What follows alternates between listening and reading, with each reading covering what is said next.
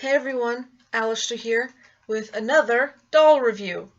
Today I'll be reviewing my ResinSoul Yao, and precursor warning here, this video will have doll nudity in it, so if you don't want to see that, I don't recommend watching this video. So, yeah, like I said, I'll be reviewing my ResinSoul Yao. If you're unfamiliar, is the fawn or beast leg female. She is an MSD. I believe she's 42 centimeters tall, and she takes 14 millimeter eyes. And this one, my Yao, has the company face up that she comes with. She's also the light tan skin. I got her off of Denver Doll, which I will put a link in the description, as well as a link to the ResinSoul website.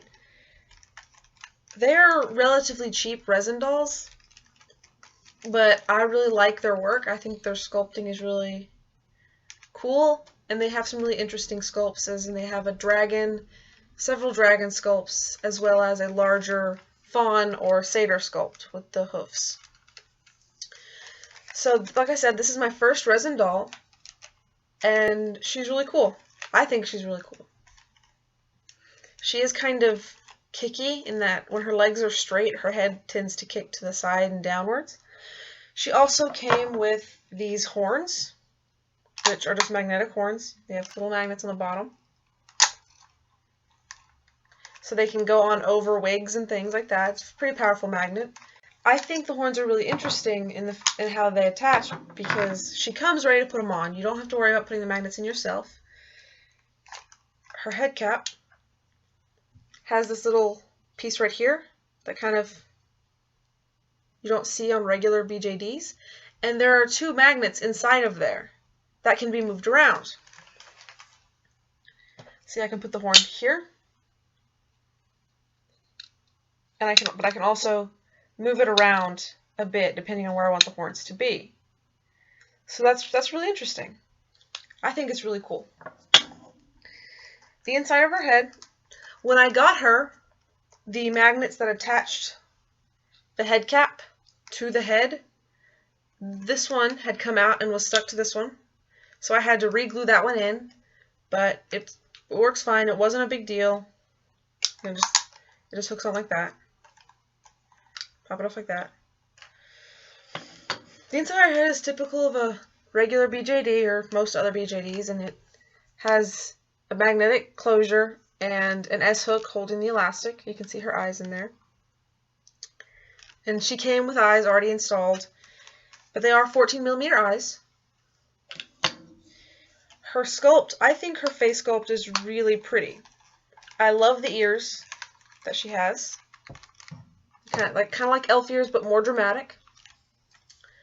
And like I said, the company face up, and I like the profile of the ResinSoul dolls. They don't have particularly petite noses, and I really enjoy the style that they have anyway. She's double jointed. Let's see if I can show you. Double jointed, can touch her face, you know, all that.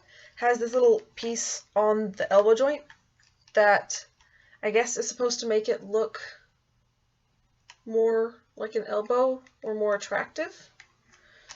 It doesn't bother me, but I've read that it bothers some people.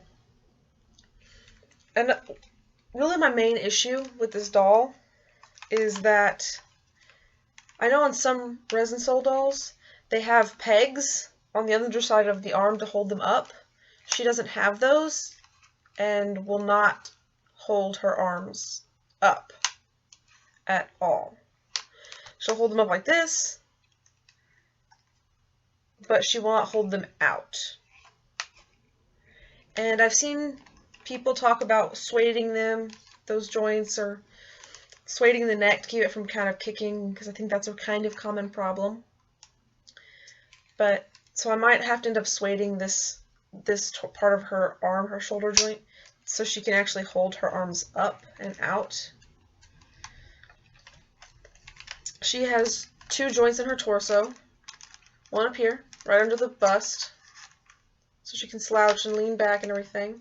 She doesn't lean back very well, and when I got her in the bag that she came in, she was already in this position, and she kind of wants to default to that position a lot. I don't know if that's a common problem or if that was just a problem that I'm having, but I'm sharing it with you. She has a lower body joint too, lower torso, so she can like kind of arch backwards, or like even more dramatically slouch forwards. However, it doesn't like slouching forward. It will easily slouch back. Her legs, she has I think it's a common problem where sitting, her legs won't allow her to sit all the way up. She sits at this angle instead of like this. And I've seen a lot of people modding this joint, like sanding it up a little bit more or slating it so that she'll hold it better. It's not really a problem for me. She has, besides this joint, she has 3 joints on her leg. She has this joint here, which makes like her knees. That would be her knees if it was an actual goat body. And this would be her ankle joint. And these would be her hooves would be her toe joints. That's how goats work. They're undulogrades. So she can stand like this with her legs like that, which is one of the reasons I got her, because most of the fawn bodies that I've seen are either only 2 jointed. They don't have like this. They just have a knee joint and then the foot joint. Said to be more like this, I guess. And it's really unique, I think, that she can actually stand like this. It is kind of difficult to get her to stand like that, but not really that difficult, at least in my experience. See? Just like that. It's fine. You can't see her legs, but they're in the shape. I also really like the fur sculpting at the bottom. I think it's a really nice touch, and then the hooves are nicely sculpted. And then the bottoms of the hooves.